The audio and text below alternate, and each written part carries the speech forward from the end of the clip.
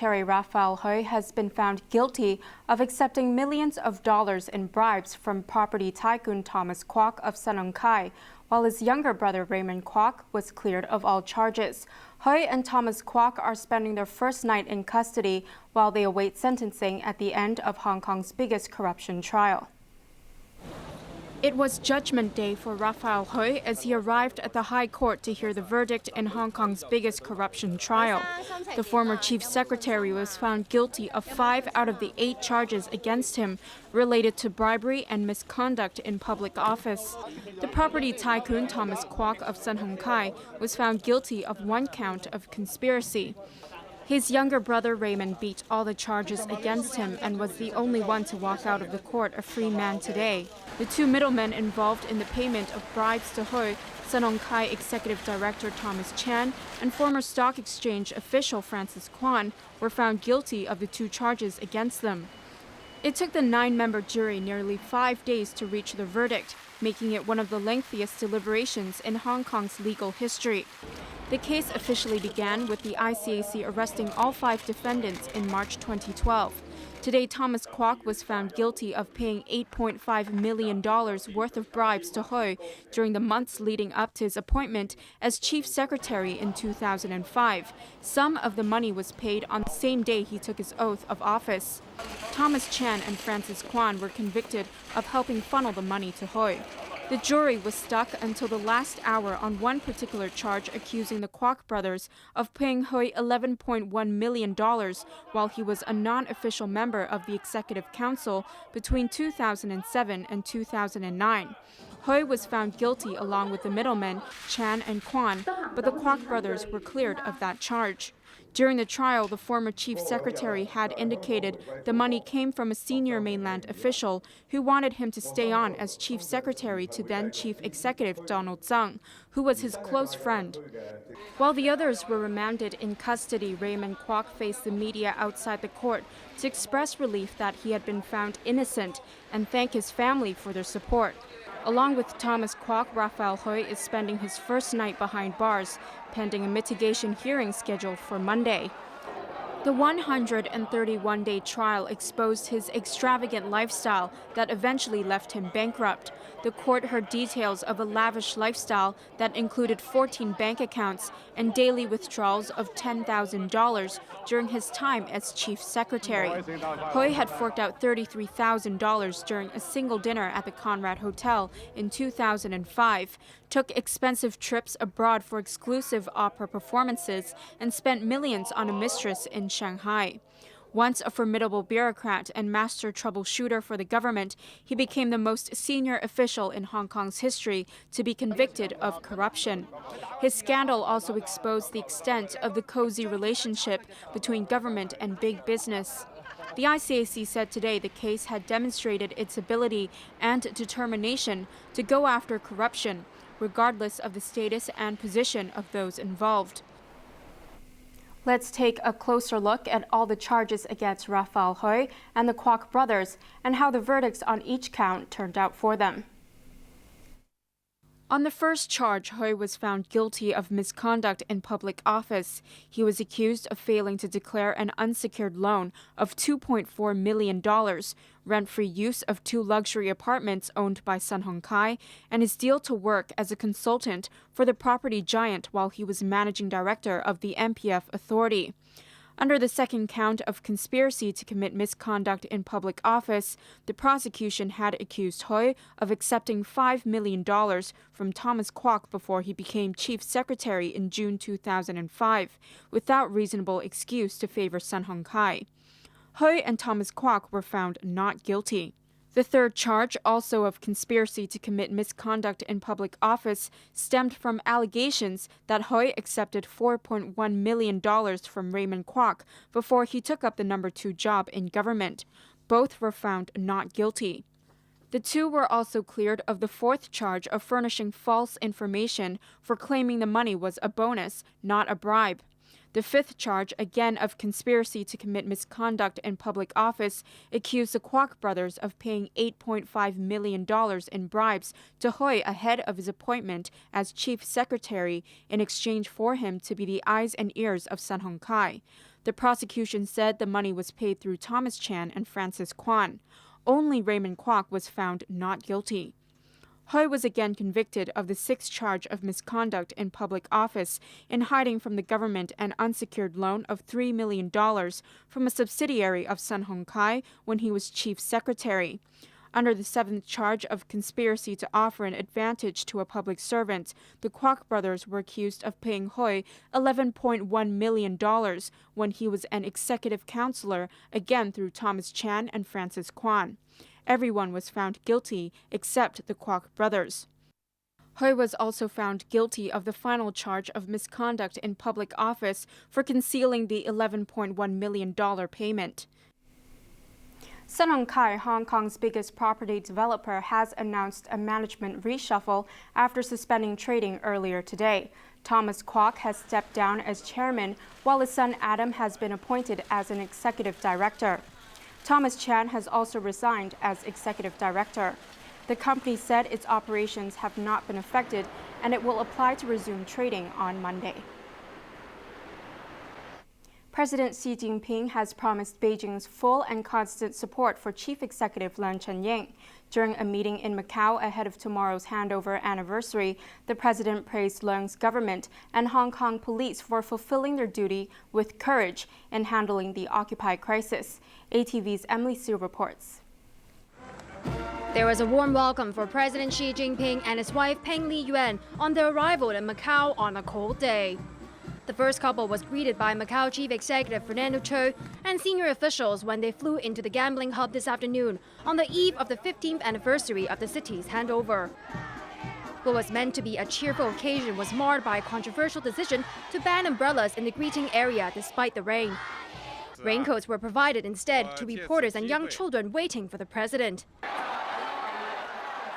Umbrellas became the symbol of Hong Kong's civil disobedience movement, with pro-democracy protesters using them as shields against police batons, pepper spray and tear gas. Xi's visit comes days after umbrella movement protesters were cleared from Hong Kong streets, 79 days after the blockades began. Despite being just an hour's ride from ferry from Macau, the president is giving Hong Kong a miss. The snub is seen in some quarters as a signal of Beijing's displeasure with the mass protests, which China branded as illegal. Protesters occupy streets to vent their anger over Beijing's tight framework on the 2017 chief executive election, virtually ruling out a free choice of candidates. Although he's not going to Hong Kong, Xi met Chief Executive Leung Chun-ying, who's also in Macau to mark the handover anniversary. Xi declared his full backing for Leung. The central government will, as always, support you and the SCR government in your work, he told the chief executive. The central government has full trust in you and the SCR government and highly recognizes your work. Referring to the Occupy protests, the president said the SAR government and the police force had fulfilled their duty with courage over the past couple of months, which resulted in improvement in the current situation in Hong Kong. A group of Hong Kong activists led by radical lawmaker Leung Kwok-kung were turned back when they tried to enter Macau to meet Xi. Before leaving Hong Kong, Leung, along with members of his League of Social Democrats and People Power, unfurled yellow umbrellas and chanted slogans demanding genuine universal suffrage and the withdrawal of Beijing's framework for the 2017 poll. Xi, can you hear us? They shouted before boarding the ferry at around 11 a.m. But in Macau, they were barred from going through immigration and were repatriated. 4 reporters working for pro-democracy newspaper Apple Daily were also denied entry. They said they didn't even get to show their ID cards before they were turned back with no explanation given.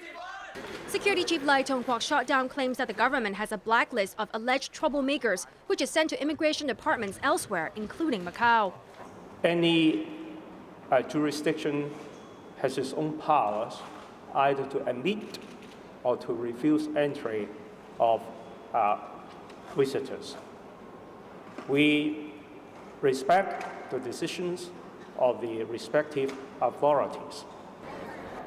Responding to rumors that Occupy supporters may launch another mass protest during the 4-day Christmas holiday, Lai urged demonstrators not to break the law and respect the right of others to celebrate the festival. Exactly 30 years to the day that the Sino-British Joint Declaration was signed, a war of words is heating up over the claim that Beijing alone promised to preserve Hong Kong's way of life for 50 years after the handover. Here's Emily Siu. Constitutional Affairs Chief Raymond Tam triggered a storm of controversy on Wednesday when he declared it was Beijing alone that promised to keep Hong Kong's way of life intact for 50 years after the 1997 handover. Tam said Britain had nothing to do with it, even though the statement is included in the 1984 Sino-British Joint Declaration, signed 30 years ago today. During a radio show this morning, veteran Democrat Martin Lee said Tam's remarks show that China may be changing the direction of its policies towards Hong Kong and could be trying to override the declaration. The Democratic Party co-founder insisted the agreement is supposed to be a guideline to the international community on how the SAR would be governed following the handover and therefore should remain in force. Lee also took aim at Basic Law Committee Vice Chairman Zhang Rongshun for saying Hong Kong people need to be re-enlightened on the one country, two systems concept. It's not that we interpreted anything wrong, Lee lamented. It's Beijing trying to change the rules of the game. It's unacceptable. Beijing loyalist Maria Tam added her voice to the debate, saying the historic mission of the joint declaration had already been completed. She said no clause in the document promised the SAR universal suffrage, and therefore, one person, one vote for the chief executive is a matter between the SAR and Beijing. Tam added that Britain has no right to interfere in China's internal affairs. She was referring to the visa ban on the group of British MPs who wanted to visit Hong Kong to check on how the declaration was being implemented. Another former political heavyweight, Alan Lee, disagreed that the 50-year guarantee was China's input alone. He went on to suggest that although late Chinese leader Deng Xiaoping promised things would remain unchanged in Hong Kong after 1997, the current Beijing administration is worried about the loyalty of SAR residents and the influence of external forces. Lee, a former NBC delegate and co-founder of the Liberal Party, also referred to the white paper Beijing released earlier this year, asserting its full authority over Hong Kong. He admitted he wouldn't have been able to convince Hong Kong people to accept the white paper had it been issued in the days when he was a lawmaker in the 1990s. More than 20,000 private flats are expected to be made available this financial year, 10% over the annual target and the highest number since 2010. And the government plans to sell 4 plots of land in the next quarter for the construction of 1,500 homes. ATV's Arthur Archiola reports. Development Secretary Paul Chan announced today that 4 plots of land will be out for tender between January and March. All 4 are in the new territories, Ma and Shan, Sheng Shui, Pak Shek Kok, and Sai Kung, and will provide 1,500 residential units. The government announced the land sale plan as it revealed that 17,900 flats have been put on the supply list so far in the current financial year. Chan said with the 4 plots to be put up for tender, the number of private flats made available this fiscal year is the highest since 2010. Taking into consideration the supply from government land sale, MTRC projects, urban renewal projects, as well as private redevelopment, the total estimated supply for this financial year is about 20,700, which is about 10% over the average annual target. On Tuesday, the government announced plans to build 480,000 homes over the next decade as part of its long-term housing strategy, 10,000 more than its previous target. The development chief pointed out that in the long term, the government is going forward with new town extensions in the Northeast New Territories and in Tung Chung, but in the short term, measures are being taken to tackle the housing shortage. Chan stressed that public support is needed for government measures to tackle the housing problem. Arthur Archiola, ATV News. Overseas, Australia is in shock again just days after a cafe hostage drama in Sydney. 8 children have been found stabbed to death in the city of Cairns. ATV's Ben O'Rourke reports. Cairns, the normally chilled-out tourist spot in northern Queensland, is on edge tonight after the gruesome discovery. Okay, approximately 11:30 this morning, the ambulance was called to an address in Murray Street, Cairns. Upon arrival, they've attended to a woman who's suffering from stab wounds. Police were then called to the scene. Currently, we have approximately 8 deceased persons have been located in the address. These persons range from probably around 18 months to 15 years of age. The children who were stabbed and suffocated are thought to be part of the same family, and their bodies were discovered by their 20-year-old brother. The 34-year-old woman is said to be the mother of 7 of the 8 children found dead. She was wounded in the chest and neck and was in a stable condition in Cairns Hospital. The killings have shocked the neighbourhood, which is described as a tightly knit community. The woman and the children were seen cleaning up the home late last night and putting junk out on the street at around 2 a.m. Prime Minister Tony Abbott released a statement expressing his shock and sadness. On Tuesday, police in Sydney raided a cafe in the business hub to end a 16-hour hostage standoff. 3 people were killed, 2 hostages and the gunman, a refugee from Iran who was on bail after being charged as an accessory to the brutal murder of his wife and faced several counts of sexual and indecent assault. Ben O'Rourke, ATV News. The White House has held an emergency meeting on cybersecurity after online threats led to Sony withdrawing a controversial new film. The U.S. is said to be considering a proportional response to the hacking. Here's Ben O'Rourke. The movie world is still trying to come to terms with Sony's decision to scrap the release of The Interview, a comedy about assassinating North Korean leader Kim Jong-un. I was absolutely stunned to hear that Sony is now just completely putting the movie on the shelf. I've never seen this happen. This has never happened in the history of cinema. Did we have this with Team America? Did that happen then? I don't think it did, and that was pretty... I mean, I haven't seen the film, I haven't seen it, so I can't really comment on the specifics of it, but yeah, it's worrying. The decision came after hackers reportedly warned that the world will be full of fear if the film is shown. Hawkish US lawmakers have pointed the finger of blame at North Korea, which complained about the film's subject matter when it was first promoted earlier this year. It should be a wake-up call that a country like North Korea has this kind of capability. Imagine the capability they have to disrupt other aspects of American life. The White House held an emergency meeting on cybersecurity, insisting the Sony attack is a matter of national security. Nice to see you. There is evidence to indicate that we have seen destructive activity with malicious intent that was initiated by a sophisticated actor. And it is being treated by those investigative agencies, both at the FBI and the Department of Justice, as seriously as you would expect. The White House isn't saying who it thinks is responsible, although it's threatening a proportional response. There's no evidence pinning Pyongyang to the hack, nor does there appear to be anything concrete linking the online threats with the cyber attack. Sony is also not the first US company to be hacked, so some are questioning why there's so much fuss and even suspecting the cyber attack was an inside job. The amount of data that was stolen from the company is 100 terabytes. So the bad guys here had to have a lot of time to move that data outside of Sony, or they could have done an Edward Snowden attack. But he simply just plugged in his hard drives and just copied the data locally. Mitnick wants the evidence of the hack to be made public so security experts like him can analyze it. Ben O'Rourke, ATV News. Finance news, local share prices have climbed for the second straight day. The Hang Seng Index rose 1.2% or 284 points to end the week at 23,116. Turnover was $95.7 billion. The U.S. central bank's aim to keep interest rates low for some time continued to encourage investors. Let's take a look at markets overseas, starting in the U.S. The Dow Jones is up 39 points.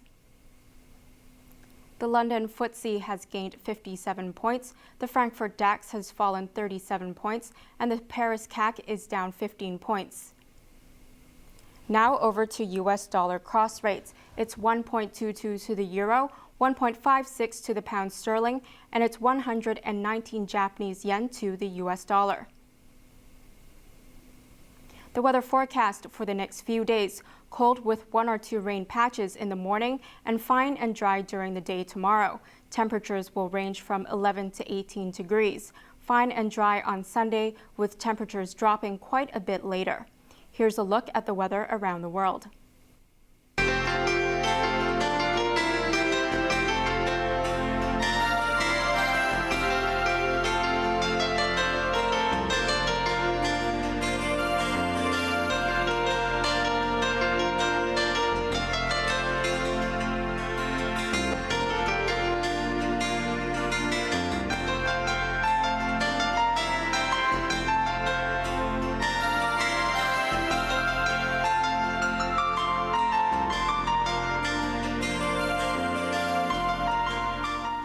That's all the news for now. Thanks for watching ATV. I'm Wynna Wong. Have a great weekend. Good night.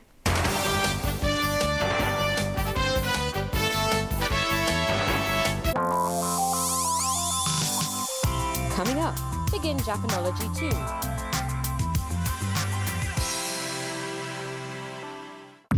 Take the first step. 先生活，先步伐。 New life, new step. News information. Politics, hot topics, economy, covering all you want to know. Open platform. It can be your own stage, making your voice heard, making your dreams come true. Sports fever. Top teams battling, fantastic games rocking your life. Entertaining shows. Classics are never out of time. With reforms and innovations, they are running ahead of time. 2015 ATV, contributing to society, colouring your daily life.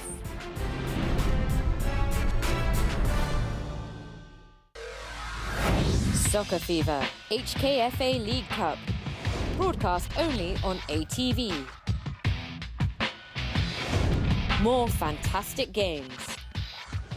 South China versus Ice Sky Yuan Long. Tonight, late night at 1:30. Broadcast on Home. Kitchi versus Buchan Rangers. Tomorrow, late night at 1:10. Broadcast on Home. Sun Pegasus versus Eastern. Sunday night at 11:50. Broadcast on Home.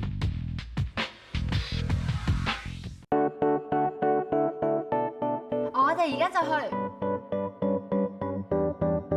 我都趕住去。等埋我啊！我哋嚟捐血㗎。每一刻都有人需要輸血嚟到維持生命，而你每一次嘅捐血係可以幫助到3個病人。捐血救人，在言起行。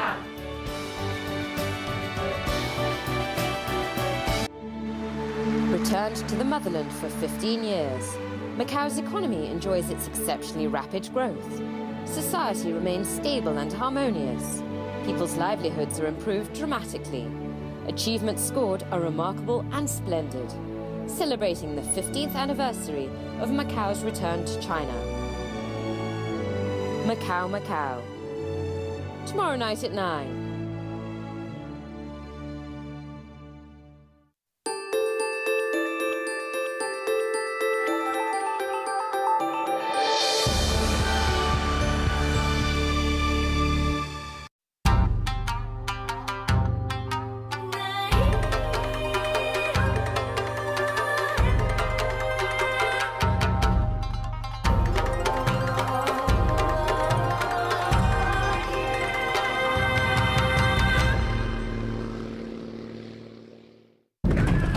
In centuries past, samurai warriors frequently risked their lives in battle. Defeat or victory could depend on how well their armor protected them. Japanese armor was expertly crafted to save the wearers from attacks using arrows or swords.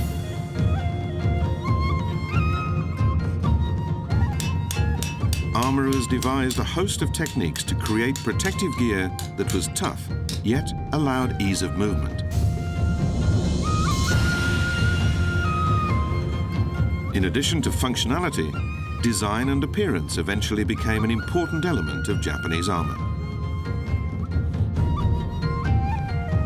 The hunger for victory merged with religious and folk beliefs, giving rise to outlandish styles of armor. When firearms entered the fray, armor changed dramatically. The best features of Western-style armor were incorporated into a new style of Japanese armor. Today, a growing army of hobbyists are using readily available modern materials to make and wear their own DIY armor.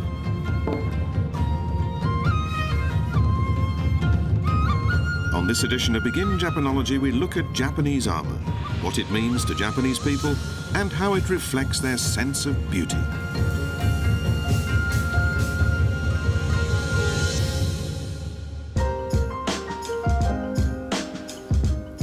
welcome to Begin Japanology. I'm Peter Barakan. Our theme for today is armour, and I've come to the Tokyo National Museum, which has in its collection some of Japan's most valuable suits of armour. The earliest Japanese armour was heavily influenced by the civilizations of China and Korea, but around the 12th century a distinct style of Japanese armour began to emerge.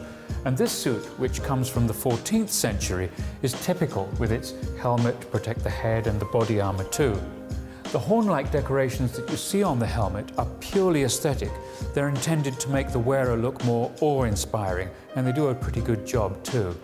The beauty and the intricate workmanship which you see here have led some people to regard Japanese suits of armour as works of art in their own right, and this one has actually been designated a national treasure.